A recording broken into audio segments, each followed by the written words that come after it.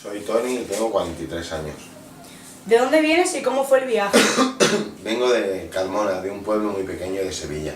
El viaje fue muy malo porque las carreteras eran muy malas y tardaban muchas horas. ¿A qué barrio llegaste y cómo vivías? Llegué al barrio de Horta en Barcelona y vivíamos en un piso muy pequeño y bueno, bastante apretados. ¿Por qué vinisteis? Pues vinimos porque supongo que mis padres no tenían mucho trabajo allí y aquí había más posibilidades de trabajar. ¿Algún recuerdo de entonces?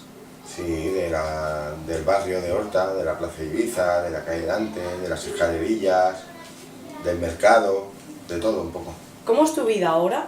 Pues vivo con mi familia en la Guinahueta y bien, todo va bien. ¿Estás contento de vivir aquí o volverías? No, estoy contento de vivir aquí creo que hay más oportunidades que en Sevilla. Gracias. De nada.